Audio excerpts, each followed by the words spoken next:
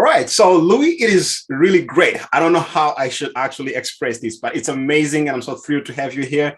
And from the time when we last met to seeing you here, there is just a great improvement. And I believe this is just a slight picture of what you're going to share with us today. And without further ado, I just want to jump into it and get an understanding of who Louis is without me having to, feed everybody talking about Louis and going on. Let me give the platform. Can you just break down that for us and give us an understanding of who Louis is? Yeah, thanks, John. It's great to be here today. I guess the simplest way to say it is I'm Louis, and I am an individual who has a degenerative neuromuscular condition. So that means that I'm in a wheelchair and I rely a lot on technology to do my day-to-day tasks in life. Very much a tech, I guess, lover, and I've always wanted to find a real strong foothold in the technology industry, but my career never really let me do that from the beginning. So, as you know, I only started when I met you, John, almost 3 years ago. So I've had to fit my love and my passion for cybersecurity and technology into my life in between living a life, because I've still got to pay the bills, right? You're right. Sure. So I have been derailed here and there with other projects and other job roles that aren't really in the tech industry, but I've always made sure that my passion and my love for tech has stayed at the core of whatever I do. But what really inspires you? I mean, for a person like you, if I were you, I would simply maybe pick up the simple stuff and just, go on with life. I mean, I'm pretty sure you've got the support and you really enjoy maybe being in the company of your family. But I understand with technology, you have these solo hours of study and research and figuring out things. Yeah. What really inspires you to keep up on this track or path? I guess it's a good question. So for me, it's all about proving society wrong. So, when people hear that you have a disability, they immediately think that, oh, this is a guy that chills at home and does nothing but live with his family. And to be fair, that's how I grew up. My family really sheltered me from the world. So I took a long time to make the decision to leave home at the age of 22 and went into the big world and tried to start my life. And I guess every day is an inspiration as well, John. When you see the amazing things that can be done with technology and the amazing things that are done in the space of computer science as well. If you think about it, the wheelchair that I'm sitting on is some kind of a computer, because it has a box that tells it what to do, and it has the physical attributes. It has a motherboard and it has a CPU. So even though we don't realize it, there's a lot of tech in our lives. Even in our new cars these days, they have their own computers on board, and I guess when I started to realize that by adding technology into the things that I do, I become super capable in comparison to my peers who are in the same situation. So the passion that I have to show the world that my disability won't stop me from living my life the way I want to, it's really opened many doors for me by doing my own research and my own self-study. So for those of you who don't know, before I met John, I had a long career in sales. I didn't really do any education around computers or around technology. And since I really never had that support structure from my family, I made my own way. So I taught myself and learned from friends who were in the industry and built the skills where I ended up doing IT job role functions within companies that I already worked for as a salesperson. So I had the practical skills, but I didn't really have the book knowledge. I didn't have the experience that some of the other people here today would have, or whoever would be listening later on. So it's more about, I guess, trying to just stick to my goal, which I mean, you know, my passion is cybersecurity and in particular forensics, and I'm still far away from getting to that goal, but I still want to be able to achieve that. And if it means I have to take little steps to get there, then that's what I'll do. Wow, that is just why so profound. I'm just trying to put the pieces together. You've Mhm. gone out of your way from a sales background and began looking into technology and grew a passion for cybersecurity. And you began teaching yourself certain things and learning from friends and bringing these pieces together. And even when you had no paper to show for it, you knew that your skills were building up and were becoming solid. Was there a Mhm. time when you felt like you wanted to give up? Was there a time when you felt like this is not relevant? When I failed my second part of my A plus attempt, I really was very frustrated. Life was really challenging at that time because we were in the transition of moving to the UK, so I had a lot of real world responsibility on my shoulder. But you know, I'm supported by an amazing partner who really just gave me the strength to persevere. And since I got the A plus and pushed on through that, it's made me realize, and the life lessons I've picked up along the way have made me realize that we are not perfect human beings, right? We're all going to make mistakes. We're all going to get stuck. We're all going to stagnate. But it's about remembering what the goal is and using that as a way to push into the things that you want to learn, because we're we're in a world that is always evolving. And I think people don't realize that going into the IT industry is probably one of the hardest careers to choose, because what you learn today can be outdated in 3 years' time, You're right. and you have to refresh. So it's more work on top of the work you're already doing. So so it does take a lot of dedication and commitment, but it doesn't mean it's impossible, right? We can still achieve good things, and I'm 37 now. I only started my official education in the IT industry 3 years ago, Hmm. but it doesn't mean that I'm not capable. It doesn't mean that I'm not able to continue that journey and continue learning and develop those skills. Wow, that is great. Louis, I struggle with one thing, and maybe the rest of the audience also do struggle with this, and that is the power to persevere. When I Mm. start studying something, for example, or when I look at a new trend in technology, I'm also excited, just like anybody else. But somewhere down the line, I begin feeling like, oh, yeah, I've been running on this path for quite so long, and I'm just not getting there yet.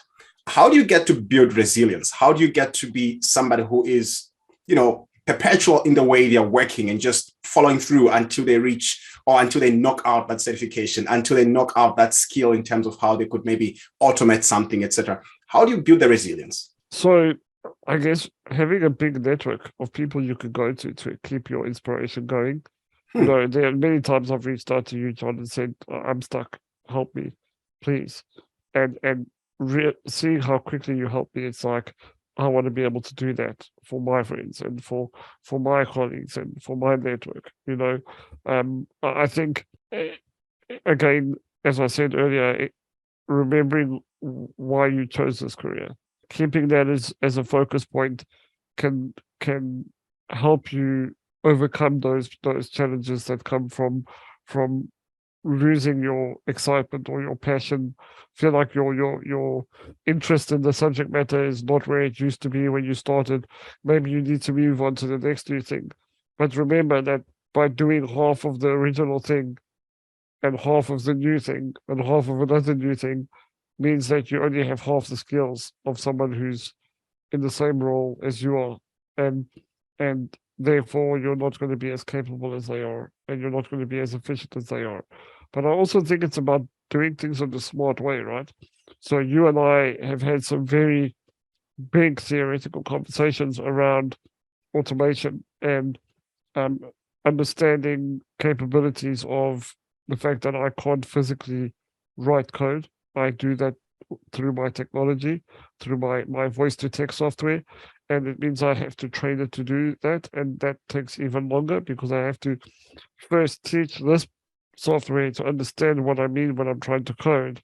And then I have to write the code test the code and see that it works. And having the opportunity to automate that would be amazing. And I guess that brings us on to what we were discussing earlier in the beginning of the call before we Yeah, started around ChatGPT. I think that it's going to revolutionize how we live, and not just in the IT industry, in all industries. At the right. moment, I'm a consultant for a diversity and inclusion company, and I use that tool every day because it just makes me more efficient. It allows me to, I think, since ChatGPT launched publicly on the big scale the way it has recently, I have already put in almost 67 hours worth of YouTube videos learning how to understand the prompting methods, how to get ChatGPT to understand the way I would want it to answer questions in Hmm. my way, in my style, so that when I get asked to contribute to something, I just go to ChatGPT and I say, you know my skills, you know my style, give me a piece of writing about this topic. I then take that topic that's been written and I break it down and still edit it so that it's still my own real work. You're right. But it's a great foundation builder. So, there's, I guess there's a 50-50 split in the community at the moment around using ChatGPT to write code and how it can go against their guidelines. And again, it comes down to prompting. It comes down to making ChatGPT understand that you're not going to be using this for malicious reasons. So it It's needs true. to help you to be more efficient with your code and make sure that you're presenting something that will work efficiently and do the job without a lot of hands-on input from yourself. So it allows you to do your project quicker as well. But I think coming back to the original question, I think it's also very important to remember that without working hard, there is no reward. So when things come easy, things go easy as well. So You're right. when you put in the time to study and you put in the time to do the practical work that you have to do to be an expert, those skills stay with you forever. Hmm. That's very true. That's very true. Well, I was just going to touch on the aspect of Chat GPT, but then you've already destroyed that. And I'm just thinking now to say, if you were to be in a scenario where you had to start again, looking at the various trends in which technology is driving into, what would you consider to be vital, a skill to get right now as somebody who is going into the space? I mean, there are people going to be listening to this. Some are in university, some are already working, but they're thinking of transitioning into tech, and they're like, but where do I start from? And while tech really looks to be a great career, like you said earlier, there is just a lot of hard work that you have to put in before you begin yielding any results. So Mm, where do we get to start? wow. Wow, John, that's a big, big loaded question. So if I had to start again, I think it also depends on geographical location. Yeah, understanding the field that you're going into, right? So when I compare South Africa from where I'm originally from to the UK, Yes. in South Africa, certificates can get you a job. So a CompTIA, uh, whatever the case may Microsoft. be, yeah, whatever the case may be in terms of not like official university college education, right? Right. It's independent body certification, right? That's right. You can go far.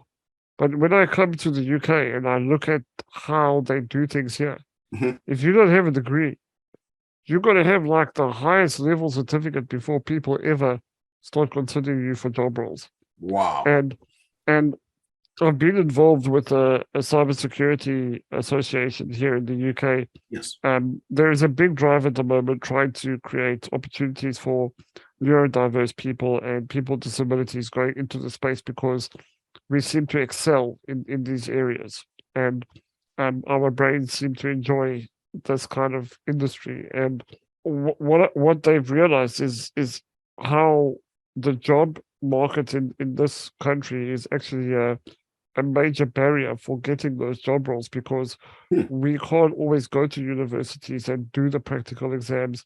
It's not always about like in SA you get opportunities where you can do experience or Yes. practical based interviews, right? Correct. But here in the UK, you have to pass the first set of interviews before you even get to a practical. Hmm. So that can be a barrier. I mean, I don't know what the state of play is in Canada or the US around those kind of positions. But what I would say is you have to understand where you're based. You have to understand what the job market looks like, even if that means going to talking to recruiters and then kind of devising a plan of action from there. Because you can be passionate about so many different things in IT, but without their input, you can start in the wrong place. Wow. I think Louis just touched something that is really cardinal there. I've got a friend of mine who is based in Namibia, and he's been so keen on moving to the UK in particular. And he's skilled. He's really skilled. He has worked in telecoms. He has worked with a number of cloud-based projects.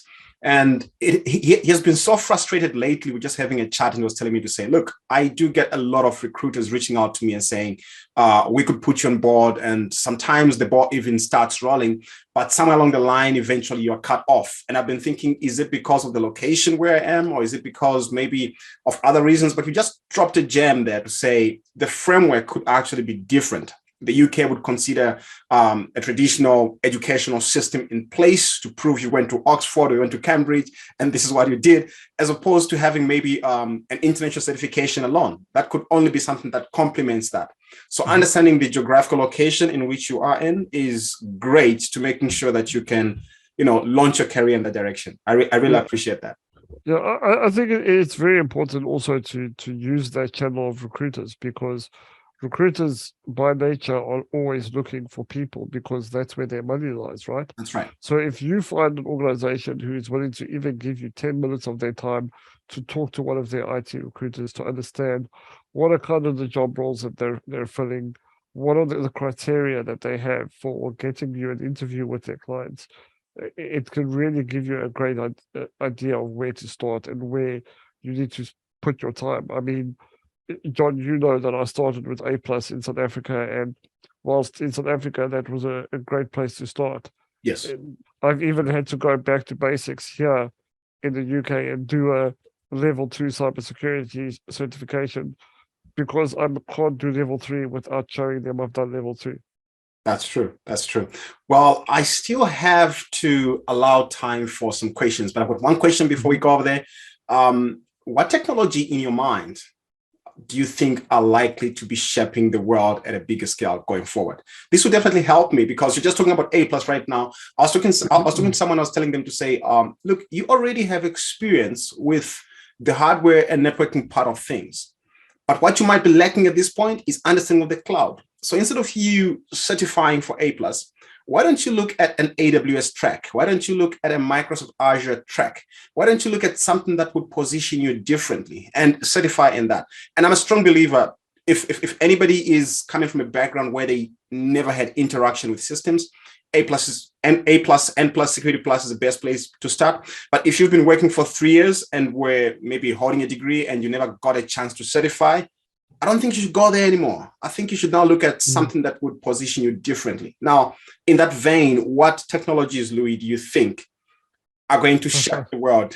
What do you think is the direction we should look into?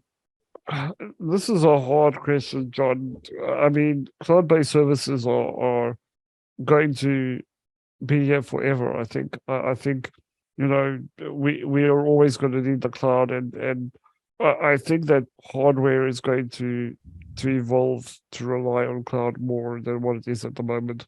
Correct. I think that AI is going to play a major role in how those environments are shaped and automating a lot of what we as humans do so that we have more time to do the things that we want to do. It's a bit of a minefield, I think, because Yeah, even quantum computing brings into a whole nother conversation now because of what's capable in that format. So I think again we need to identify where people are wanting to go with their lives I hear you. and and building from the ground up because we, as you say, people don't get certain certifications and they think that that's where they need to go, but when you look at the knowledge that they've gained over the years and the experience they've gained over the years, are you just getting that to have a piece of paper to say you're capable? why not just do something else that will add value to your experience? You're right. You're right. I appreciate that, Louis. Anybody with a question for Louis before I fire my very last question to him? I see time is running out, but if anybody would like to ask Louis anything regarding maybe his space in terms of how he sees technology there, I really appreciate his perception of the job market. That is really golden. If anybody has a question, please, you can unmute and fire. Okay. Hi, Louis. How is everything? How are you? I'm good, thanks, man. I'm really, really good. Nice to have a question from you. How can I help? Okay. My question is on ChatGPT. The way you were saying that you were playing around with it, trying to make it understand your own skill set and your capabilities, so that when you ask it to write something for you, it is kind of personalized to how you would view everything and with your skill set and everything like that. Just wanted to ask, like, is there also like maybe resources where, like you were saying that you were watching YouTube tutorials on how you would do that? Is there maybe any channel that you would recommend? Because it sounds really amazing, like what you've achieved with ChatGPT, and I'm so interested a little Okay. bit. Sure. So what I would say first of all is you have to go for the subscription model of ChatGPT so that it's more reliable. And I know $20 a month is a lot of money, but it's worth the $20 you pay a month for the pro package, and also because I'm on the pro package, I now have access to GPT-4. And not just ChatGPT, it's GPT-4 now. So things are evolving really quickly in the space. But what I would say around ChatGPT is you kind of have to try and look at some of the big channels that are talking about it. So channels that have more than 10,000 subscribers, channels that are very tech orientated. I'm happy to share some resources with John that he can share with everyone who has signed up for today, where I think will really change the way you use ChatGPT, the way it's helped me. So I also want to say that even though I've had so many hours worth of YouTube videos I've watched around ChatGPT, a lot of what I do is what I've learned and played around with myself. So if I felt like I prompted it to give me an answer and I wasn't happy, I would tell it directly, ChatGPT, I'm not happy with your answer. It doesn't sound like me. Remember the other things I've taught you and write it again and rewrite it, and it gives me a better answer. So it's always about evolving that discussion you're having with ChatGPT and not opening a new chat every time. If you're what the way I've structured ChatGPT is I've got a chat for every item of my life. So what is my work life? What is my writing life? What is my speech writing life? What is my creative life? So that whenever I'm prompting ChatGPT, it knows what part of my life I'm looking at targeting or writing something for, or even just creating ideas.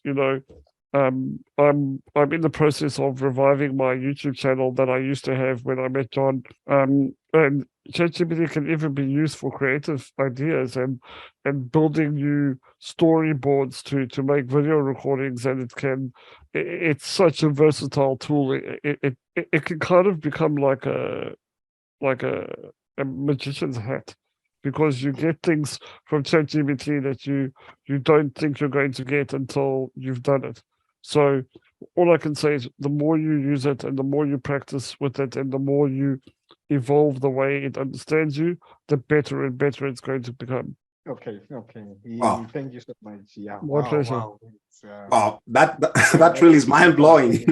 You're just making me think I should go for the subscription, because honestly, I haven't yet gone for that subscription, but I'm thinking it's something I'd like to try out. Wow. Yeah, I mean, like things are evolving, so you can even have it connected to the internet now. So if you're looking for internet resources, you just download a plugin onto your Chrome browser, open ChatGPT, tell it to connect to the internet, and it literally can search resources for days for you.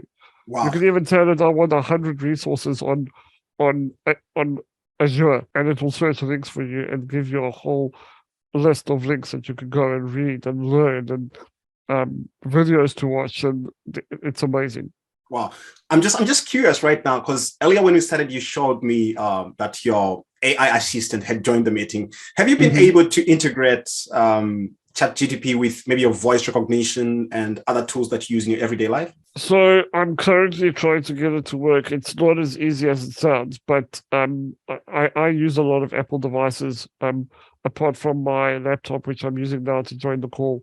Okay. I've got an iPad that I use when I travel for work because I can control the device with my voice, and I've got an iPhone because I can control the device with my voice far better than I can with the Android device. And there is a automation on iPhone, almost like an APK file for Android that I can implement with Siri, so that Siri is using ChatGPT database to find resources for me or perform things on my behalf. So they call it Siri Pro or Siri God mode.